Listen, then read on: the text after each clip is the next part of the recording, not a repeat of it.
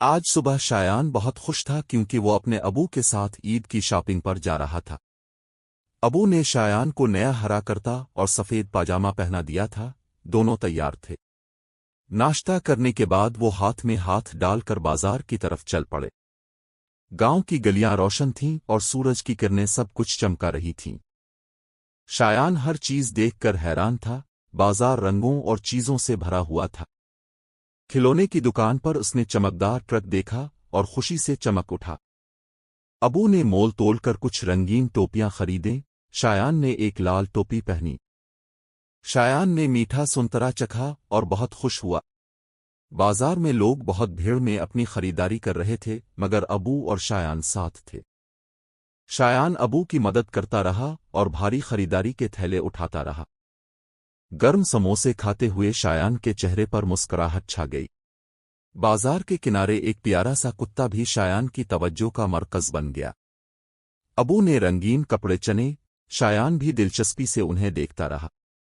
بازار کے کونے میں بچے کھیل رہے تھے، شایان بھی ان کے ساتھ شامل ہوا۔ مٹھائی کی دکان پر لڈو اور جلیبی دیکھ کر شایان کی آنکھیں چمک اٹھیں۔ دھوپ تیز تھی، اس لیے دونوں چھاؤں میں بیٹھ کر تھوڑی دیر آرام کرتے ہیں۔ شایان نے پتنگ اڑانے والے بچوں کو دیکھا اور ابو نے اس کے لیے بھی پتنگ خریدی۔ سورج ڈھل رہا تھا، دونوں ہاتھ میں شاپنگ بیگ لے کر واپس جا رہے تھے۔ راستے میں شایان نے اپنے دوستوں کو دیکھا جنہوں نے اسے کھیلنے کے لیے بلایا۔ شایان اور اس کے دوستوں نے مل کر مستی کی اور عید کی خوشیاں بانٹیں۔ وہ سب مل کر خوش تھے اور عید کے تہوار کا انتظار کر رہے تھے۔ ابو اور شایان گھر پہنچ کر اپنی خریداری نکال رہے تھے۔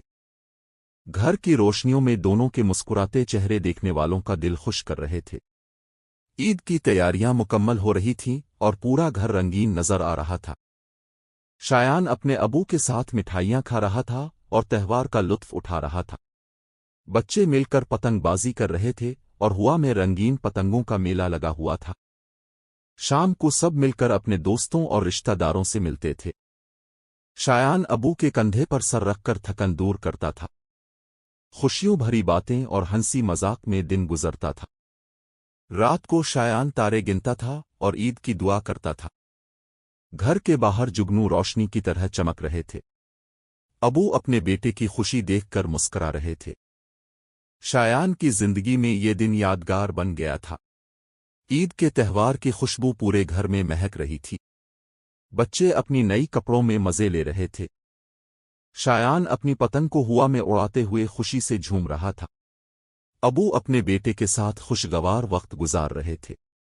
گھر میں پیار اور محبت کی محفل سج رہی تھی۔ شایان اپنی عید کی یادوں کو دل میں بسائے رکھے گا، اور یوں عید کا دن خوشیوں اور پیار کے ساتھ ختم ہوتا ہے۔